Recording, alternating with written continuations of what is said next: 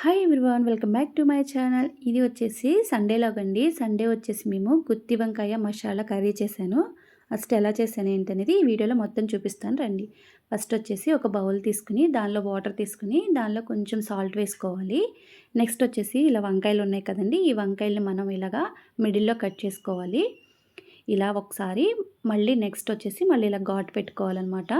ఇలా కట్ చేసేసుకుని మనం వాటర్లో వేసేసుకోవాలి. ఇలా అన్నీ కూడా ఇలాగే కట్ చేసుకోవాలండి. ఎందుకంటే మనం మసాలా ప్రిపేర్ చేసుకొని దానిలో పెట్టుకుంటాం కాబట్టి ఇలా అన్నీ కట్ చేసుకుని పక్కన పెట్టేసుకోవాలి. నెక్స్ట్ వచ్చేసి మనకేమేం కావాలో చూసేద్దాం రండి. ఆనియన్స్, చెక్క, లవంగాయ, జీడిపప్పు, జీలకర్ర, చింతపండు, ధనియాలు, తెల్ల నువ్వులు, పల్లీలు, గసగసాలు, కొబ్బరి పొడి అండి, కొంచెం అల్లం వెల్లుల్లిపాయ పేస్టు. నెక్స్ట్ వచ్చేసి మసాలా ప్రిపేర్ చేసుకుందాం. స్టవ్ వెలిగించుకుని ఒక ప్యాన్ పెట్టుకుని 2 స్పూన్ల వరకు ధనియాలు, 2 స్పూన్ల వరకు తెల్ల నువ్వులు, ఒక 2 స్పూన్ల వరకు పల్లీలు, 1 స్పూన్ వరకు గసగసాలు, 1 స్పూన్ వరకు జీలకర్ర వేసేసుకుని ఇలా మనం తిప్పుకుంటూ ఉండాలండి. కొంచెం లైట్గా ఫ్రై అయితే సరిపోతుంది, ఎక్కువ అవసరం లేదు. లాస్ట్లో నేను కొంచెం కొబ్బరి పొడి వేసుకున్నాను. మీ దగ్గర కొబ్బరి పొడి లేకపోతే ఎండు కొబ్బరి ముక్కలైనా వేసుకోవచ్చు. ఒక 5-6 జీడిపప్పులు వేసుకున్నాను. ఇవి మొత్తం ఇలాగా ఏగిపోయిన తర్వాత పక్కన పెట్టేసుకోవాలి. ఇలా ఒక మిక్సీ జార్ తీసుకుని ఇలా మిక్సీలో వేసేసుకోవాలి. దీనిలో నేను కొంచెం అల్లం వెల్లుల్లిపాయ పేస్టు, 1 స్పూన్ వరకు కారం వేసుకుని ఇలా మసాలా ప్రిపేర్ చేసేసాం. ఇది పక్కన పెట్టేసి స్టవ్ వెలిగించి ప్యాన్ పెట్టుకుని దీనిలో మనం తాలింపు దినుసులన్నీ వేసి ఇలా ఒకసారి వేయించేసుకోవాలి. ఇవి వేగిపోయిన తర్వాత దీనిలో ఒక చెక్క, ఒక లవంగాయ వేసేసుకోవాలి. నెక్స్ట్ వచ్చేసి మనం ఒక పెద్ద సైజు ఆనియన్ కట్ చేసి పక్కన పెట్టుకున్నాం కదా, అది కూడా వేసేసి వేయించుకోవాలి. ఈ ఆనియన్ అనేది ఖచ్చితంగా గోల్డెన్ కలర్ వచ్చేంత వరకు వేయించుకోవాలండి. పచ్చివాసన అంతా పోవాలి. స్టవ్ సిమ్లో పెట్టుకుని వేయించుకోవాలి.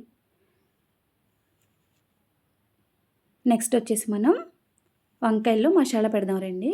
ఇలా వంకాయలు కట్ చేసుకుని మనం పక్కన పెట్టుకున్నాం కదా, ప్రిపేర్ చేసుకున్న మసాలా తీసుకుని ఇలా వంకాయల్లో మనం పెట్టుకోవాలి. ఇలా మొత్తం క్లోజ్ చేసేయాలండి మసాలా పెట్టి. ఎగస్ట్రా ఉన్న మసాలాని మనం తీసేసుకోవచ్చు. లోపలికల్లా పెట్టుకోవాలి మసాలా అనేది. ఇలా పెట్టేసుకోవాలి మొత్తం వంకాయలంతా.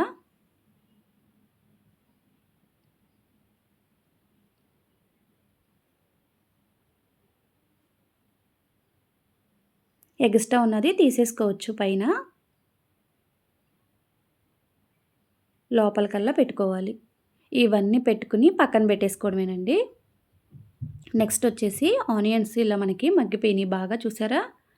దీనిలో 1/2 స్పూన్ వరకు పసుపు వేసుకున్నాను. ఒక 1/2 స్పూన్ వరకు మనం సాల్టు వేసేసుకోవాలి. ఒకసారి తిప్పుకుందాం. నెక్స్ట్ వచ్చేసి 1 స్పూన్ వరకు కారం వేసుకున్నాను. నెక్స్ట్ కొంచెం అల్లం వెల్లుల్లిపాయ పేస్టు, కొంచెం కొత్తిమీర, ఇవన్నీ వేసి ఒకసారి తిప్పేసుకోవాలి. మనం మసాలా ప్రిపేర్ చేసుకున్న వంకాయలు ఉన్నాయి కదా, అవి మొత్తం దీనిలో వేసేసుకోవాలి. ఇలా వేసేసుకుని ఒక 5 మినిట్స్ మనం మగ్గనివ్వాలి. ఇప్పుడు హైలో పెట్టుకున్న సిమ్లో హైలో పెట్టుకుంటూ అడ్జస్ట్ చేసుకుంటూ ఉండండి. చూసారా, వంకాయలు అనేవి ఇలా మనకు మగ్గాలన్నమాట. నెక్స్ట్ వచ్చేసి మనకి ఎక్స్ట్రా ఉన్న మసాలా ఉంది కదా, అది కూడా దీనిలో వేసేసుకోవాలి. వేసేసి ఒక గరిటె తీసుకుని ఇలా కలుపుతూ ఉండాలండి. ఇలా కలుపుకుంటూ ఉండాలి. ఇలా కలుపుకున్న తర్వాత మనకి చింతపండు ఉంది కదా, చింతపండు రసం అది కూడా వేసేసుకోవాలి. ఇలా వేసేసుకుని ఇప్పుడు స్టవ్ అనేది హైలో పెట్టుకోండి. ఒక 10 మినిట్స్.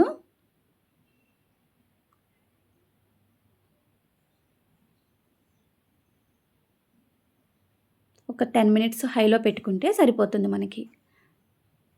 లాస్ట్లో ఇలా కొత్తిమీర వేసేసుకుని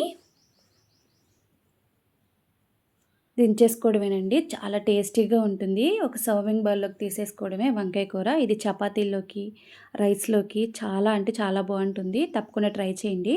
ఓకే, ఎలా వచ్చింది ఏంటని నాకు కామెంట్ చేయండి. Please subscribe my channel.